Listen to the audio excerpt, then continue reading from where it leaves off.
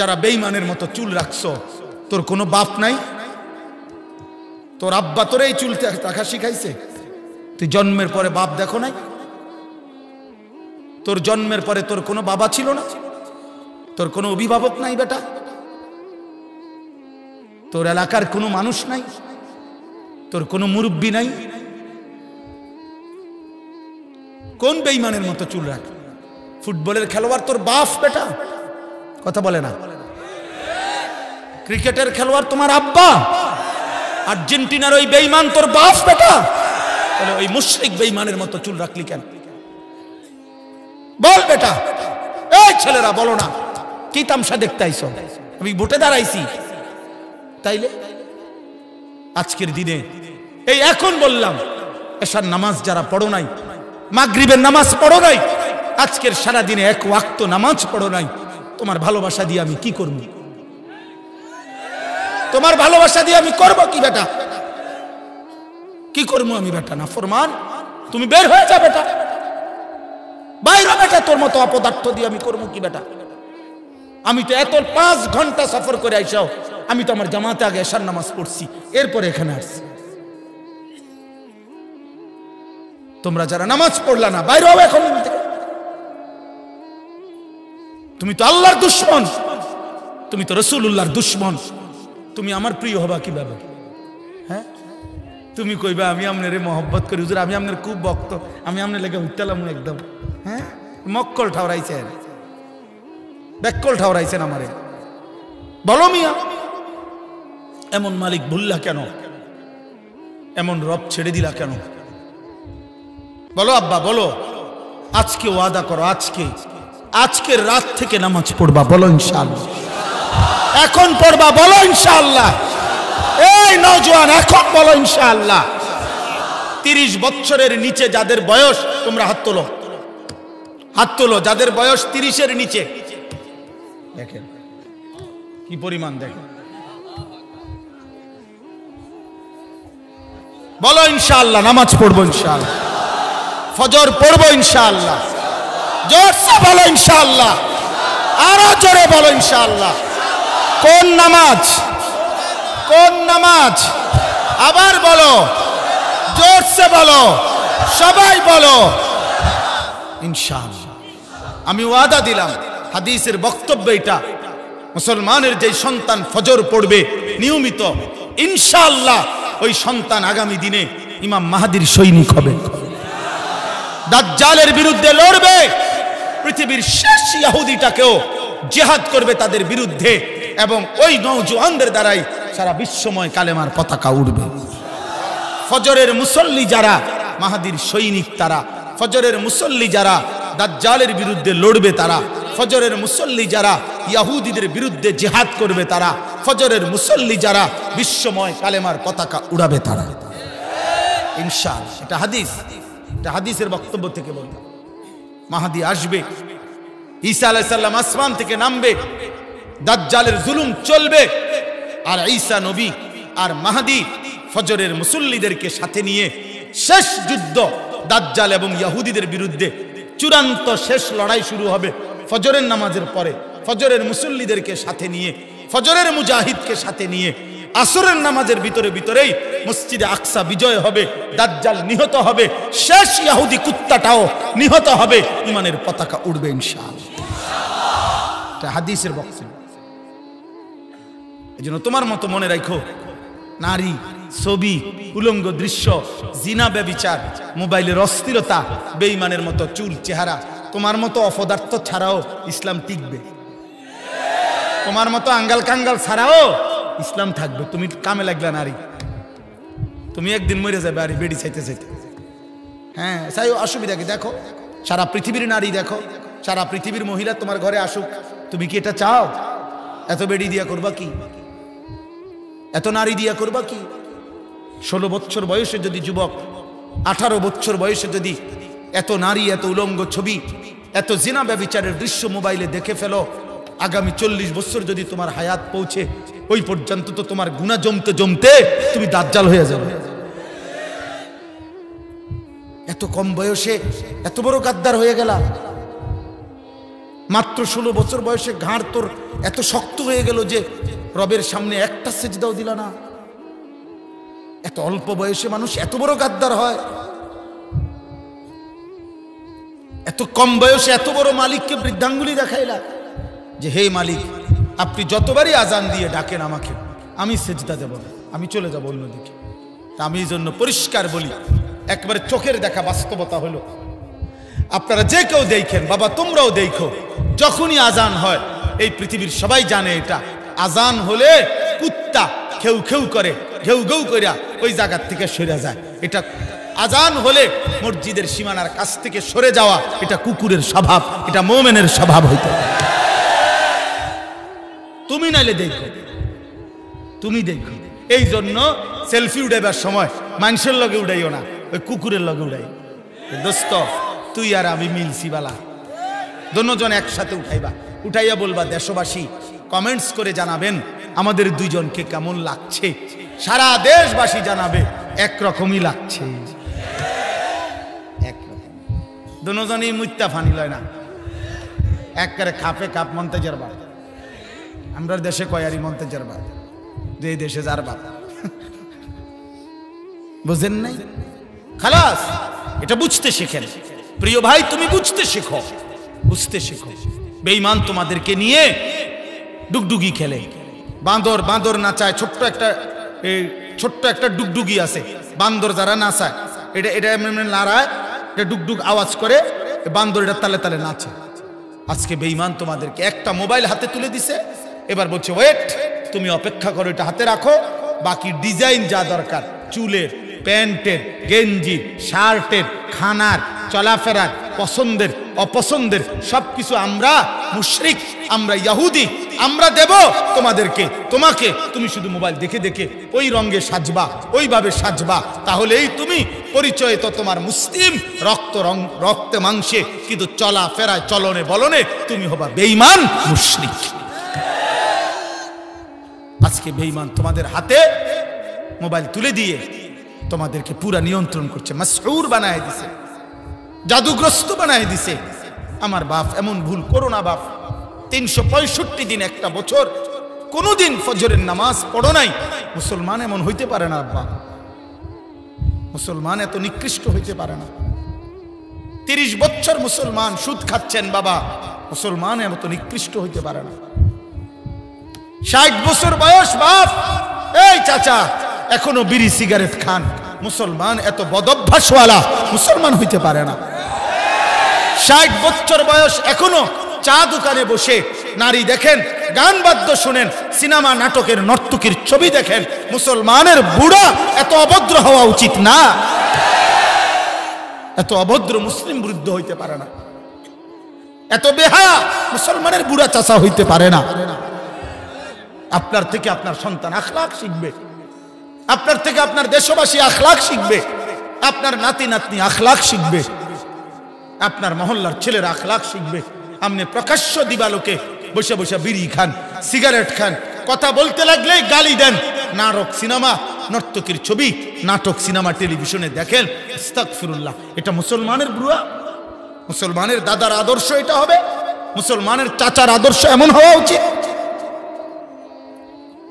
আল্লাহ আমাদেরকে হেফাজত করেন, আল্লাহ আমাদেরকে হেফাজত করেন। আমি বললাম আল্লাহর কোরআন থেকে বঞ্চিত হবেন না। প্রিয় ভাই নওজোয়ান, তুমি শিখো, তোমার স্কুলের পড়ার ফাঁকে তুমি শিখো।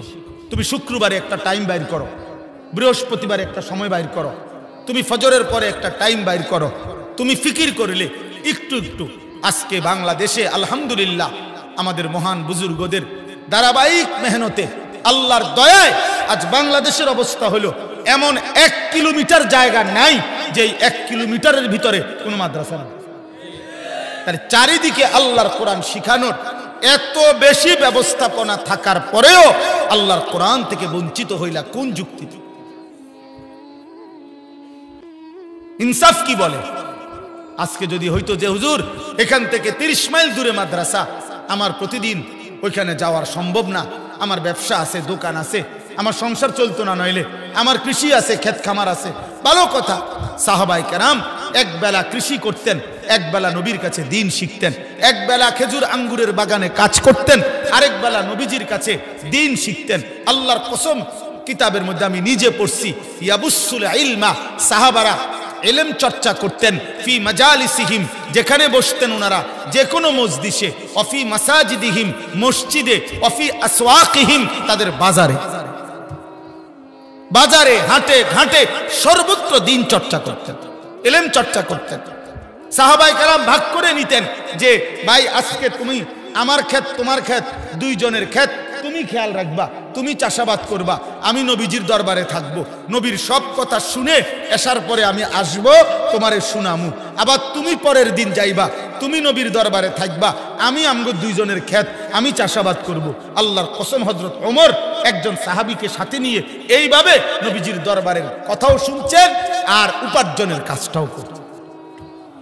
তো হাদিস, দিন শিখছেন, দিন শিখছেন। বুড়া মিয়া রে, আপনি বয়স্ক লোক, বলবেন চাচা একটা সূরা শিখেন, ওযু নামাজটা ঠিক করেন। না, আগের এই বয়স নাই, ওযুর শরীরে দেয় না, কুলাইতারি না, ওনার বুড়ো হইয়া গেছি। তামনে সাধুয়ানে কিতা করেন? আপনি যদি গপ পাইতে লইলে আমনের গফে কেউ থামাইতারে না,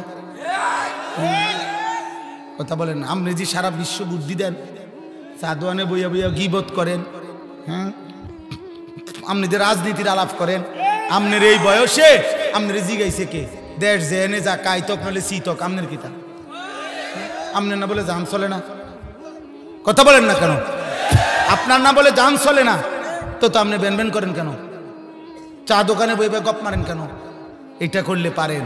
দুনিয়া সব ভাত খাইছে মাত্র, এখন আবার আপেল খাবেন নি, হ দাও 2 পিস দাও। মালটা খাবেন নি, হ খাও। আনার খাবেন, হ খাও। চা দিতাম নি, হ চা দাও। বন দেই আরেকটা, হ বন দাও। 10 টাকার বুট দেই, হ বুট দাও। কারণ দোকানে তো থাকতেই না, উড়াই দিব না, না খাইলে কিছু। আপনি দুনিয়ার সব বোঝেন, আখিরাত বোঝেন না কেন? আপনি কবর বোঝেন না কেন? এই বাপ, আরে আমার কথা রাগ হইয়েন না। দুনিয়ার ঘর আপনার, আপনার দাদায় মাটি ফেলাইছে, ভিটা ভাঙছে, আপনার বাবাই হয়তো চারিদিকে বাউন্ডারি ওয়াল দিছে, আপনি আইয়া বিল্ডিং করছেন।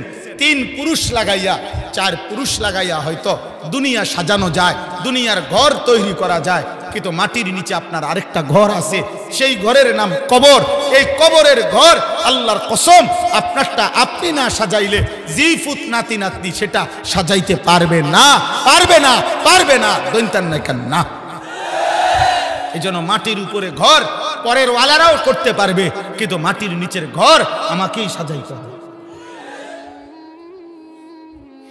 আমাকেই সাজাইতে হবে। আপনি যেদূর পারছেন এদূর রাখা যান, বাকিটা আপনার ফুতে করবে, কিন্তু কবর আপনি সাজান, আখিরাত আপনি সাজান। কেন আল্লাহর কোরআন পড়বেন না? এই জন্য আজকে এটা মাঝখানে লম্বা বললাম, দয়া করে প্রত্যেকে নিয়ত করেন আল্লাহর কোরআন ইনশাআল্লাহ, বলেন ইনশাআল্লাহ, বলেন ইনশাআল্লাহ। এবার আসেন, আমার কথার প্রসঙ্গ আমি শেষ করতে চাচ্ছি। যখন মক্কার কুরাইশরা এই কথা বলতেছিল যে কোনোভাবে কোরআনের বিকল্প কোনো কিছু দিতে পারছে না, তো মক্কার একজন কুরাইশ সর্দার আনাস ইবনে নজর, এই কুরাইশ সর্দার, সে এই কথাবার্তা তো বলে বলে এরই মধ্যে একদিন ইরান দেশে পারস্য সফরে গেছে ব্যবসার কাজে। সে ওইখানে গিয়া দেখছে ইরানে যে ওইখানকার মানুষ বিকালবেলা সন্ধ্যাবেলা জায়গায় জায়গায় গোল হইয়া মজমা জমাইয়া বসে। কি করে? ওই মজমার মধ্যে সবাই গোল হইয়া বসে, আর একটা গায়িকা, নর্তকী, দাসী, যে গান গাইতে জানে, নাচতে জানে, বাদ্যের তালে তালে সে নাচে, আর পুরান দিনের কিচ্ছা কাহিনী সুর দিয়া দিয়া টাইনা টাইনা শোনায়, আর বাকিগুলা মানুষ খুব মনোযোগ দিয়া তার কথা শোনে। এই ছিল, সেটা খেয়াল করছে। তখন এই আনাস ইবনে নজর সে বলল যে এই যে মানুষগুলো এই গায়িকার গান এবং বাদ্য, নৃত্য, নাচ, এই গানের আসর, এইটা এত মনোযোগ দিয়া শুনতেছে, এইটা হইতে পারে মুহাম্মদের কোরআনের একটা বিকল্প কিছু। নাউযুবিল্লাহ। এই তখন সে অনেক দাম দিয়া চড়া মূল্যে একটা দাসী, কৃতদাসী, যে গায়িকা, যে নাচতে জানে, গাইতে জানে, এরকম একটা দাসী ইরান থেকে কিনে, তখন তো দাসী কেনা বেচা হইতো, তো এই দাসী কিনা মক্কায় নিয়ে আসছে। মক্কায় আনার পরে সে এবার মক্কার কুরাইশদেরকে বলছে, এইবার মুহাম্মদের কোরআনের বিপরীত আমি একটা জিনিস তোমরা দেখাইতেছি। তখন সে সবাইকে একত্র করে এই গায়িকাকে বলছে, তো গায়িকা বাদ্যের তালে তালে সে গান শুনাইতেছে, পুরান দিনের কিচ্ছা কাহিনী এগুলো শুনাইতেছে। তখন আস্তে আস্তে দুষ্ট প্রকৃতির চরিত্রহীন কিছু লম্পট মানুষ, কিছু যুবক, কিছু মহল্লার মানুষ আস্তে আস্তে ওই মজা গায়িকা দেখে, নর্তকীরে দেখে, এরপরে আপনার যুবতীর শরীর দেখে, নাচ দেখে, বাদ্যের তালে তালে গান শুনে, এগুলো শুনবার জন্য যখন আস্তে আস্তে কিছু লোক জমা হইতেছে, তখন আনাস ইবনে নজর এই কাফের সে ঠাট্টা করত আর বলতো, মুহাম্মদ এইবার বুঝবা তোমার কোরআনের বিকল্প, দেখি তোমার কোরআন শুনে কয়জন, আমার নর্তকীর গান শুনে কয়জন। আল্লাহ তাআলা তখন এই বেঈমানের এই আচরণের এই জবাবে, যে গান বাদ্য আল্লাহর কোরআনের বিপরীতে গান বাদ্য গায়িকা, গানের আসর, নৃত্যের আসর, নায়িকার আসর, এই ব্যবস্থাপনা যে করলো, তাদেরকে আল্লাহ জবাব দিতে গিয়ে কোরআনের বিপরীতে যারা এটা করেছে তাদের জবাবে আল্লাহ তাআলা কোরআনুল কারীমের এই 21 নম্বর পারা 31 নম্বর সূরা, সূরা লোকমানের এই 6 নম্বর আয়াত নাযিল করছে। কথা বুঝছেন? আল্লাহ কি বলছে দেখেন, অমিনান নাসি মান ইয়াশতারি লাহবাল হাদিস। আল্লাহ বলে, হে নবী, কিছু মানুষ আছে এমন যারা প্রতিনিয়ত বেহুদা, অনর্থক, অপ্রয়োজনীয়, গুনাহ মিশ্রিত কথাবার্তা সংগ্রহ করে, ক্রয় করে মানে সংগ্রহ করে। এই গুনাহ মিশ্রিত কথা, অনর্থক কথা, বেহুদা কথা সমস্ত তাফসীরের মধ্যে আছে। এই বেহুদা কথার 1 নম্বর, অনর্থক কথার 1 নম্বর, গুনাহ মিশ্রিত কথার 1 নম্বর হলো আল গিনা ওয়াল মাজামির, গান বাদ্য। কি বলেন? গান বাদ্য। হযরত আব্দুল্লাহ ইবনে মাসউদ রাদিয়াল্লাহু তাআলা আনহু আল্লাহর কসম করে বলছে, ওয়াল্লাহিল্লাযী লা ইলাহা ইল্লা হু লাহুল হাদিস হুয়াল গিনা। তিনি বলছেন, ওই আল্লাহর কসম যিনি ছাড়া আর কোনো ইলাহ নাই। সাহাবী বলেন, এই অনর্থক কথা বলতে এখানে বোঝানো হয়েছে গান। এই গান বাদ্য, আল্লাহ বলেন গান বাদ্য গায়িকা, নৃত্য, নায়িকা, এই গানের আসর যারা জমায়, নাচের আসর যারা জমায়, বাদ্যের আসর যারা জমায়, লিয়ুদিল্লা আন সাবিলিল্লাহ, আল্লাহর পথ থেকে আল্লাহর বান্দাদেরকে পথভ্রষ্ট করার জন্য, বিগাইরে ইলমিন, মূর্খতা বশত, মানে নিজেদেরকে তো মনে করে বুদ্ধিমান, কিন্তু আসলে তারা মূর্খ। এজন্য প্রত্যেক পাপী, সে যত বড় দুনিয়াবি শিক্ষিত হোক, আমি হই আর আপনি হন, পাপী মানেই মূর্খ। পাপী মানে কি? মূর্খ। পাপী মানে মূর্খ, পাপী মানে মূর্খ। প্রতিটা পাপ মূর্খতা, প্রতিটা পাপ অজ্ঞতা, প্রতিটা পাপ। এজন্য কোরআনুল কারীমের মধ্যে আছে, ইউসুফ আলাইহিস সালাম 40 বছর পরে যখন ওনার ভাইদের কাছে, 10 ভাইয়ের কাছে মিশরে যেদিন পরিচয় দিছে, ওনার পরিচয় তুলে ধরতে চাইছিলেন, তখন তিনি একটা প্রশ্নই করছিলেন ওনার ভাইদেরকে, যে হাল আলিমতুম মা ফাআলতুম বিইউসুফা ওয়া আখিহি ইদ আনতুম জাহিলুন। বলছে, তোমাদের কি মনে আছে যে তোমরা তোমাদের ভাই ইউসুফ এবং তার ভাইয়ের সাথে যখন তোমরা জাহেল ছিলে, মূর্খ ছিলে, কি করেছিলে? এই তাফসীরের মধ্যে লিখছে যে এখানে জাহিলুন বলতে বোঝানো হয়েছে ওইটা তো তাদের মূর্খতা, অর্থাৎ তারা যে ওনার ভাইকে ছোট্টবেলায় পানিতে ফেলে দিছে কূপের মধ্যে, এই গুনাহটা, এই পাপটাকেই উনি বুঝাইছে যে যখন তোমরা মূর্খ ছিলে। এজন্য তাফসীর ইবনে কাসিরে লিখছে, কুল্লু মান আসাল্লাহা ফাহুয়া জাহিল। যে আল্লাহর নাফরমানি করে, যে গুনাহ করে, সে কি? জাহিল, সে মূর্খ, সে মূর্খ। আল্লাহ কোরআনে বলছে, ফালা তাবাররাজনা তাবাররুজাল জাহিলিয়াতিল উলা, অজ্ঞ মূর্খ নারীদের মতো হে ঈমানদার নারী, তোমরা বেহায়া বেপর্দা নিজেদের সৌন্দর্য প্রদর্শন করে বের হয়েও না। এজন্য যে নারী নিজের রূপ, নিজের সৌন্দর্য, নিজের চেহারা, নিজের যৌবন, নিজের শরীর, নিজের পোশাকের চাকচিক্য, এমনকি বোরকার উপরেও যদি ডিজাইনেবল বোরকা, চাকচিক্যময় বোরকা প্রদর্শন করে, ওই নারী অজ্ঞ মূর্খ জাহেলদের অন্তর্ভুক্ত। ওইটা বেটি না, ওইটা প্লাস্টিক। Plastic plastic plastic. নারী বলে তাকে, নারীত্ব থাকে যার। আর আল্লাহর নবী বলছে আল মারআতু আওরাতুন। নারী বলে তাকে গোপনে থাকে যে, আড়ালে থাকে যে, লুকিয়ে থাকে যে, নিজেকে পর্দায় আবৃত রাখে যে। এজন্য আল্লাহ বলেন অজ্ঞতা বশত ওই শ্রোতা নামে গাছের থেকে। কেমন শক্ত শ্রোতা দেখছে, এই এখন নামছে শ্রোতা গাছের থেকে। আল্লাহর কুদরত। তো বলতেছেন মানুষদের মধ্য থেকে কিছু লোক আপনার যারা গান বাদ্যর আয়োজন করে মানুষকে আল্লাহর পথ থেকে দূরে সরাবার জন্যে অজ্ঞতা বশত ওয়াত্তাখিযাহা হুজুয়া, এবং আমার কোরআনকে, আমার শরীয়তকে, আমার বন্ধুর দাওয়াতকে, কালেমাকে যারা উপহাস করে, ঠাট্টা করে, আল্লাহ বলেন উলাইকা লাহুম আযাবুম মুহিন। আমি আল্লাহ স্পষ্ট জানিয়ে দিলাম, আমি আল্লাহ তাদের জন্য নির্ধারণ করেছি অত্যন্ত নিকৃষ্ট, অপমানকর, লজ্জাকর আযাব। আযাব, আমি আযাব রেখেছি। এখানে দুইটা শব্দ দোস্ত, একটা হলো আযাবুন, আরেকটা হলো মুহিনুন। অর্থ হলো আল্লাহ বলে শুধু আযাব দেব না এমন নাফরমানকে। মুহিন মানে এহানত, এহানত মানে অপমান। আমি তারে বেইজ্জতিও করব, আযাবুন, তোকে আমি অপমান করব। এই জন্য দোস্ত, এই আমার শেষ কথা এটা, যে গান বাদ্য, নারী, ছবি, অশ্লীলতা, নারীর আসর, নায়িকার আসর, গায়িকার আসর, তোমার মোবাইলে হোক, টেলিভিশনে হোক, বাস্তবে হোক, সামনাসামনি হোক, রাতের গভীরে হোক, দিনের আলো হোক, এই গানের আয়োজন, বাদ্য, নায়িকা, গায়িকা, নর্তকী, অসভ্য নারী, বেহায়া বেপর্দা নারীর যেই কোনো ব্যবস্থাপনা তুমি যদি মোবাইল দিয়ে করো, তুমি যদি টেলিভিশন দিয়ে করো, তুমি যদি নিজের ব্যবস্থাপনা দিয়ে করো, তাহলে তুমি এই আয়াতের অন্তর্ভুক্ত। তো আল্লাহর ওয়াদা, আল্লাহ বলছে ওকে আমি অপমানও করব, ওকে আমি আযাবও দেব, ওকে আমি আযাবও দেব।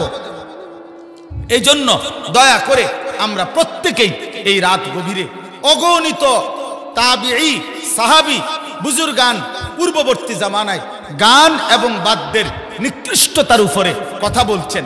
শুধু আমি একটা কথা শুধু বলতে চাই, নবীজি বলছেন শেষ জামানায় আমার উম্মতের উপরে তিনটা বড় আযাব আসবে। এক নাম্বার, তাদেরকে ভূমি ধসিয়ে দাফন করে দেওয়া হবে।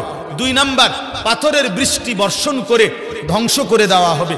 তিন নাম্বার, চেহারা বিকৃত করে দেওয়া হবে।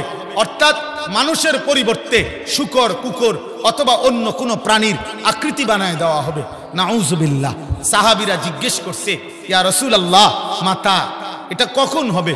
নবীজি বলছেন ইজা যাহারাতিল কাইনাত ওয়াল মাআজিফ, যখন গায়িকা বেড়ে যাবে, যখন বাদ্যযন্ত্র বেড়ে যাবে, ওয়াস্তাহাল্লাতিল খামরা, এবং লোকেরা হালাল পানির মতো হালাল মনে করে মদ পান করতে থাকবে। আল্লাহর নবী বলেন তখন কাউকে ভূমি ধসায় দেওয়া হবে, কারো উপরে পাথরের বৃষ্টি বর্ষণ হবে, কারো চেহারা ঘুম থেকে উঠে দেখবে কুত্তার মতো অথবা শূকরের মতো হয়ে গেছে। অতএব দোস্ত আমার, দোস্ত বন্ধু আমার, নওজোয়ান সাথী আমার, আজকেই ফেরো। মোবাইলের আড্ডা থেকে বাঁচো, নারীর আড্ডা থেকে বাঁচো, মোবাইলের আসক্তি থেকে বাঁচো, বাঁচো দোস্ত। ইমামে আজম আবু হানিফা রাহমাতুল্লাহ আলাইহি বলছে সিমাউল আগানি ফিসকুন ওয়াত তালাজ্জুযু বিহা কুফরুন। ইমাম আবু হানিফা বলেন গান বাদ্য শোনা এটা প্রকাশ্য পাপ, আর গান বাদ্য শুনে মজা পাওয়া, স্বাদ পাওয়া, এ গায়িকা দেখে, নায়িকা দেখে, গান শুনে, বাদ্য শুনে তুমি যে তাল পাও, মজা পাও, স্বাদ পাও, হ্যাঁ, তিনি বলছে কুফরুন, এটা কুফরি, কুফরি, কুফরি, কুফরি, তাল মারা। আহ আহ কইয়া ওঠে, এরপরে এমন এমন করে না, এটা কি বুঝাইলা? তাল উঠলো আর কি, শরীরে মজা পাইলা। এরপরে হাত বাড়ি মারে, পাও বাড়ি মারে, এরকম ঢোলে, হ্যাঁ, টাকা দেয়, ঠিক না? এমন করে কিনা বলেন না কেন? তাহলে এগুলো হলো এই গান শুনে এই মজা পাওয়া, বাদ্য দেখে মজা পাওয়া, নারী দেখে মজা পাওয়া, তাহলে এটা হচ্ছে কুফরুন, কুফরি, কুফরি, কুফরি। আল্লামা ইমাম ইবনুল কাইয়িম আল জাওজি রাহমাতুল্লাহর কিতাব আদ-দা ওয়াদ-দাওয়া, এই কিতাবে আমি নিজে পড়ছি। তিনি বলছেন পূর্ববর্তী জামানায় এমন বহু বহু পাপী নাফরমান বান্দা যে ছিল মুসলমান, কিন্তু ইমানের হালাত হয়েছে এই যে মৃত্যুর পূর্বে গানে বাদ্যে এত আসক্ত ছিল, নারীতে, জিনাতে, গান বাদ্যে। যে কিতাবে লিখছে উনি যে পূর্ববর্তী জামানায় এমন ব্যক্তি ছিল, একারে নাম স্থান লিখছে যে তাকে বলা হয়েছে কুল লা ইলাহা ইল্লাল্লাহ, মৃত্যুর মুহূর্তে বলা হয়েছে কালেমা পড়ো, লা ইলাহা ইল্লাল্লাহ পড়ো। ওয়া হুয়া ইউরাদ্দিদু আবিয়াতাম মিনাল আগানি। ইমাম ইবনুল কাইয়িম বলে কিন্তু ওই নাফরমান বারবার গানের বাক্য বলতেছে, তারে বলে কালেমা বলো, সে বলে গানের বাক্য।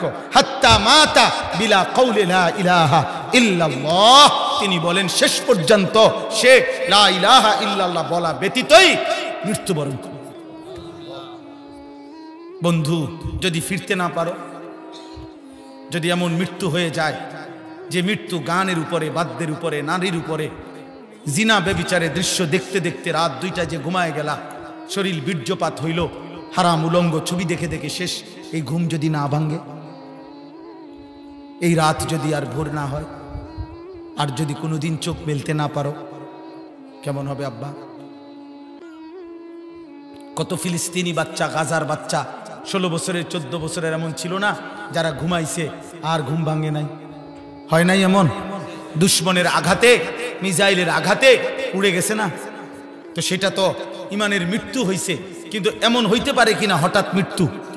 তো হঠাৎ মৃত্যু হলে যদি তোমার শরীর নাপাক আর তুমি অ্যাক্সিডেন্ট করলা, তুমি পৃথিবী থেকে হারায় গেলা, হ্যাঁ, আল্লাহ তোমাদেরকে হেফাজত করেন, আল্লাহ তোমাদেরকে ঈমান দান করেন, আল্লাহ তোমাদেরকে আখলাক দান করেন। এজন্য ভাইয়া অবশ্যই প্রত্যেকের কাছে অনুরোধ, গান বাদ্য, গায়িকা নায়িকা, গানের আসর, নৃত্যের আসর, বাদ্যযন্ত্র, নারীর এই ফাঁদ থেকে নিজেকে বাঁচাও। দোস্ত আমার শেষ কথা হলো, পেটের চাহিদা, ক্ষুধার চাহিদা আল্লাহ দিয়েছেন, হালাল খাবার আল্লাহ ব্যবস্থা রাখছেন। তৃষ্ণার চাহিদা আল্লাহ দিয়েছেন, হালাল পবিত্র পানি আল্লাহ ব্যবস্থা রাখছেন। ঠিক তেমনি ভাবে লজ্জাস্থানের চাহিদা আল্লাহই দিয়েছেন, হালাল পবিত্র স্ত্রী তিনি তোমার জন্য ব্যবস্থা রেখেছেন। অতএব আমার যুবক, আমার নওজোয়ান, তোমার আমি শেষবারের মতো অনুরোধ করলাম, তুমি একজন নারীর জন্য একটা ছবির পিছনে এমন সুন্দর হায়াত, এমন রাত, এমন সুস্থ সবল যৌবন নষ্ট করে দুনিয়াটাও বরবাদ করো না, আখিরাতটাও বরবাদ করো না। তোমার চাহিদা পূরণ হবে, আল্লাহ তোমারে বৈধ পবিত্র একজন হালাল স্ত্রী মিলায়া দিবে, পবিত্র স্ত্রী নিয়ে সুখের সংসার হবে, আল্লাহ তাআলা সন্তান দেবে, ইনশাআল্লাহ আগত প্রজন্ম আসবে সুখে আর শান্তিতে, নেক জীবন পালন করে তুমি কবরবাসী হবে, আখিরাতের জান্নাতি হবে। আল্লাহ তোমাদেরকে হেফাজত করে। এরকম নতুন নতুন ইসলামিক ভিডিও পেতে আমাদের চ্যানেলটি সাবস্ক্রাইব করে আমাদের পাশে থাকুন। ধন্যবাদ।